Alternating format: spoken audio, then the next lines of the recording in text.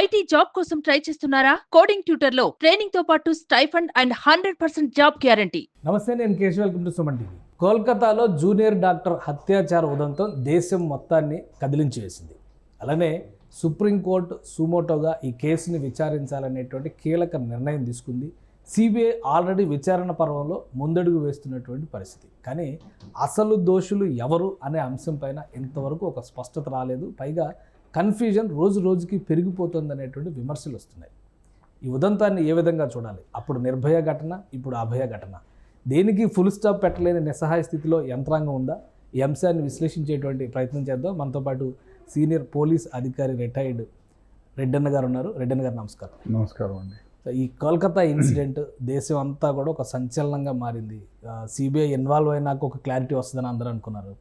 ఇప్పుడు supreme court directions తర్వాత కొంత క్లారిటీ వస్తుంది, కానీ ఎక్కడ ఒక అడుగు కూడా ముందుకు పడుతున్నట్టు కనిపించడం లేదు. ఒకటి, ఇన్వెస్టిగేషన్ ఏజెన్సీసు మనం అనుకున్నట్టుగా మొత్తం ప్రపంచానికి చెప్తారా? ఇది పత్రికలు, ఎలక్ట్రానిక్ మీడియా, ప్రింట్ మీడియా ఊహాగానాలు ఎక్కువగానే వస్తున్నాయి. ఎందుకంటే వేల సంఖ్యలో యూట్యూబ్స్ అయిపోయినాయి. దాంట్లో ఎవరికి దోచింది వాళ్ళు రాసుకుంటున్నారు. యాక్చువల్గా సిబిఐ ఇన్వెస్టిగేషన్ని సీల్డ్ కవర్లో కానీ వేరే పద్ధతుల్లో కానీ ప్రతి 2 గంటలకు ప్రతి దినంలో ఏం జరిగే చర్యలను కూడా సిబిఐ సుప్రీంకోర్టుకి సమర్పించాలి. ఒకటి, ఆ సమర్పించే సమయంలో ఎవరికైనా ఈ ఇన్వెస్టిగేషన్ గురించి చెబుతున్నారా? ఇది ఊహాగానం కాదా? ఒకటి, కొన్ని టెస్టులు, నార్కో అనాలిసిస్ టెస్ట్ అని, మిగతా టెస్టులు, బ్రెయిన్ మ్యాపింగ్ కానీ మిగతాటి ఏదో ఒక టెస్ట్ చేస్తారు. ఆ చేసిన తర్వాత వాడు ఏం చెప్తున్నాడు, వాడు చెప్పేదానికి ఇన్కోహెరెంటా, అబద్ధం చెప్తున్నాడా, ఎంతవరకు అబద్ధం చెప్తున్నాడు, సర్కమ్స్టెన్సెస్ ఎవిడెన్సెస్ ఏమి, ఆ మిగతా కెమెరాలు అవన్నీ విశ్లేషణ చేసుకొని ఇన్వెస్టిగేషన్ సాగాలి.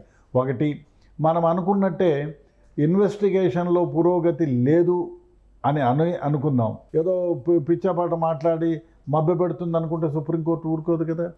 కొంత పురోగతి మాత్రం లభించే ఉంటుంది. కాకపోతే అది పత్రికలకి, ఎలక్ట్రానిక్ మీడియాకి, ప్రింట్ మీడియాకి వెల్లడిస్తే ఫర్దర్ ఎవిడెన్సెస్ ఎక్కడ డ్యామేజ్ అవుతాయనే ఉద్దేశంతో దాచిపెట్టి ఉండవచ్చు. అది మనకి ఏదో ఒక విధంగా బయటకు వస్తే తప్ప మనం ఇన్వెస్టిగేషన్ జరుగుతూ ఉందా లేదా, పురోగతి సాధించారా లేదా అని చెప్పలేము. ఎందుకంటే ఒక ఇంపార్టెంట్ పాలిటీషియను లేకపోతే పవర్ఫుల్ ఇండస్ట్రియలిస్టో వాళ్ళకి సంబంధించిన పిల్లలు దీంట్లో ఇన్వాల్వ్ అయ్యారే అనుకుందాం.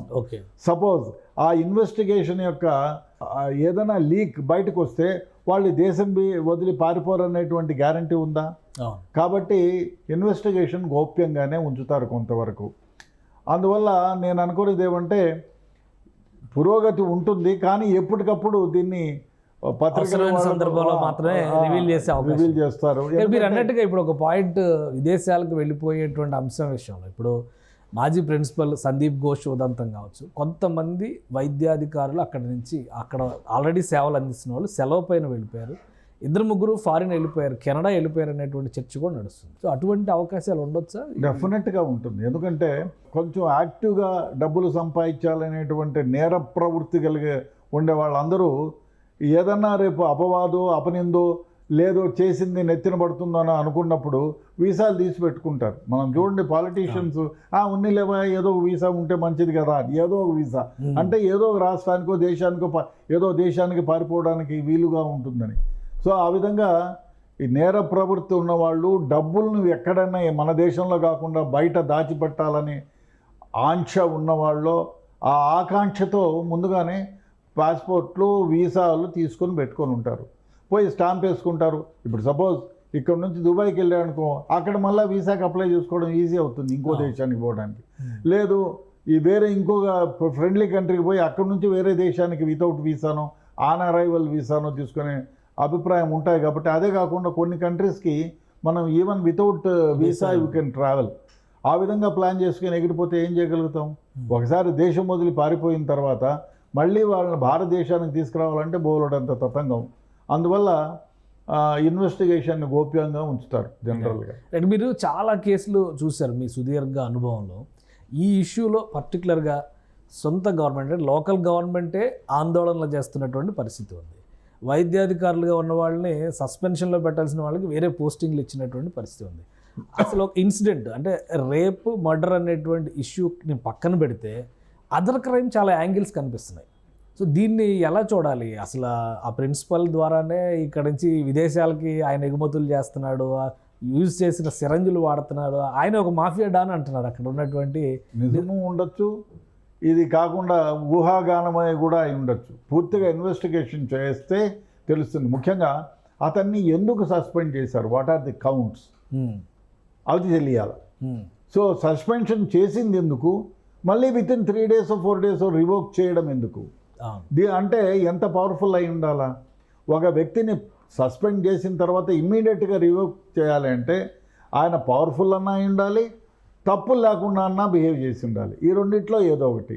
మనం చూసుకున్న వ్యవహారం ఇంతకుముందు ఆయన పనిచేసిన హిస్టరీ తీసుకుంటే ఆయన కొన్ని ప్రలోభాలకు లొంగి పనిచేశాడన్నటువంటిది తేటతెల్లమవుతోంది. అట్లాంటి పరిస్థితుల్లో ఇతని పైన ఏదో నేరం ఉండి ఉండాలా? లేదు, ఇతను ఏదో పవర్ఫుల్ లీడర్ని వెనకాల ఈయనకి ఏదో తెలియని గొప్ప పనిచేస్తూ ఉంటుంది అనేది ఒకటి. అదే కాకుండా నేర ప్రవృత్తిగా ఉండేవాళ్ళు రాజ్యాన్ని పంచుకుంటే వాళ్ళల్లో ఒకళ్ళు ఈయనై ఉండవచ్చు. కాబట్టి మనవాడు డివోట్ చేయండి, వేయండి అనే ఉద్దేశం అన్నా ఉండాలి. సో ఇప్పుడు ఓవరాల్ ఇష్యూస్ని చూసినప్పుడు ఇదే ప్రభావం, ఇదే ఇన్ఫ్లుయెన్స్ ఇన్వెస్టిగేషన్ మీద పడదా? ఎందుకంటే లోకల్ పోలీసులు టోటల్ ప్రైమా ఫేసి మొత్తం సీన్ ఆఫ్ ఎవిడెన్స్ని మొత్తాన్ని కూడా డిస్ట్రాయ్ చేసేటువంటి పరిస్థితులుగా సహకరించారు. కళాశాల మెడికల్ కాలేజ్ యాజమాన్యం కానీ మిగతా వాళ్ళు కానీ, అలానే లోకల్ పొలిటికల్ సిస్టమ్ కానీ. ఇప్పుడు సిబిఐ ఎంటర్ అయిన తర్వాత దానికి కావలసినటువంటి ఎవిడెన్సెస్ గ్యాదర్ చేయడానికి కానీ, విచారణ సజావుగా ముందుకు సాగడానికి కానీ అవకాశాలు ఉంటాయా? డెఫినెట్గా ఉంటాయి. ఎందుకంటే ఉంటాయి. ఎంతవరకు డిస్ట్రాయ్ చేయగలరు, కొంతవరకే చేయగలరు. ఎందుకంటే 7,000 మంది అక్కడ అటాక్ చేసి మొత్తం ఆ పరిసర ప్రాంతాలన్నింటినీ ధ్వంసం చేశారు. కోర్టు కూడా సీరియస్ అయింది. అవును, సో అయినా కలెక్ట్ చేయడానికి ఎవిడెన్సెస్ కలెక్ట్ చేయడానికి కొంతవరకు వీలవుతుంది. ఇప్పుడు వాళ్ళు ఆ హాల్ని ర్యాన్సాక్ చేయలేదు.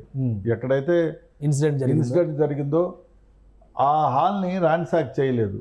ఇప్పుడు ఇన్వెస్టిగేషన్లో తేలాల్సింది ఏమంటే ఆ హాల్లోనే ఆమెను రేప్ చేసి మర్డర్ చేశారా, ఓకే, లేదా వేరే దగ్గర ఎక్కడైనా చేసి అక్కడి నుంచి సీన్ ఆఫ్ అఫెన్స్ని ఇన్వెస్టిగేషన్ ఏజెన్సీ దృష్టి మరల్చడానికి ఇక్కడ తీసుకొచ్చి వేశారా? ఇది ఎప్పుడు సాధ్యమవుతుందంటే ఇన్వెస్టిగేషన్లో థరోగా ప్రతి ఒక్కరిని ఎగ్జామిన్ చేస్తే సీన్ ఆఫ్ అఫెన్స్లో ఆ వాళ్ళు ఎవరెవరు డ్యూటీలో ఉన్నారు, ఎన్ని గంటలకు, కొన్ని కెమెరాస్ని ఆ విధంగా చూసి చాలామందిని పకడ్బందీగా ఇన్వెస్టిగేషన్ చేయగలిగితే ఫస్ట్ సీన్ ఆఫ్ అఫెన్స్ని ఫిక్స్ చేయొచ్చు. ఎందుకంటే ఆమె కదలికలు ఒకవేళ కెమెరాలు ఉంటే, లేకపోయినా అది నిర్మానుష్య ప్రదేశం కాదు కాబట్టి జనసమూహం ఉన్నారు, హాస్పిటల్లో పేషెంట్స్ వస్తున్నారు పోతున్నారు, నర్సులు ఉంటారు, డాక్టర్లు ఉంటారు, డెఫినెట్గా ఏదో ఒక సందర్భంలో ఎవరో ఒకళ్ళు చూసే ఉంటారు. కాబట్టి ఈ ఎవిడెన్సెస్తో మళ్ళీ సీన్ని డెఫినెట్గా గుర్తించవచ్చు. అదేవిధంగా ఒకవేళ డిస్ట్రాయ్ చేసినా కూడా కొంతవరకు రీకన్స్ట్రక్షన్ లాగా చేసి రాబట్టవచ్చు ఇన్వెస్టిగేషన్ కరెక్ట్గా జరిగితే. రైట్. మీరు అన్నారు సిబిఐ అన్ని విషయాల్ని బయటికి చెప్పాల్సినటువంటి అవసరం లేదని. బట్ ప్రజల్లో కాన్ఫిడెన్స్ నింపడం కోసం సిబిఐ వ్యవహరిస్తున్నటువంటి తీరు కానీ, సిబిఐ అధికారులు ఆ సామర్థ్యం ఉన్నవారు ఉంటారు కాబట్టి న్యాయం జరుగుతుంది అనేటువంటి హోప్ ఇవ్వచ్చా? డెఫినెట్గా ఇవ్వచ్చు. ఎందుకంటే వాళ్లకు ఇప్పుడు సిబిఐకి 100% సిబిఐ కూడా ఇన్ఫ్లుయెన్స్ చేయగలరు అని ఇటువంటి కేసుల్లో I don't think it will happen. ఇటువంటి కేసుల్లో ఇది జరుగుతుందని నేను ఊహించను. కొంతవరకు ప్రభావితం చేసిన వ్యవహారాలు ఉన్నాయి క్రితంలో తీసుకుంటే, కానీ ఇటువంటి కేసుల్లో ప్రభావితం కారు అనేటువంటిది నా అభిప్రాయం. ఎందుకంటే చాలా కేసెస్లో చూస్తే కొన్ని సందర్భాల్లో సిబిఐ కూడా కొంచెం ప్రభావితమయ్యాయి అనే అపనిందన మూటగట్టుకునే క్రితంలో. బట్ ఇప్పుడు ప్రజెంట్ సీనారియో అంత దారుణంగా ఉండదు. డెఫినెట్గా ఇటువంటి అభయ కేసులో ఖచ్చితంగా న్యాయం జరుగుతుంది అనేది డెఫినెట్గా కొంతవరకు న్యాయం అయితే జరుగుతుంది. రైట్. థ్యాంక్ యూ రెడ్డన్ గారు, మీ అభిప్రాయాలు తెలియజేసినందుకు. ఇది కోల్కతా ఇన్సిడెంట్లో జరిగినటువంటి పరిణామాలు, ఇప్పుడు విచారణ జరుగుతున్నటువంటి తీరు.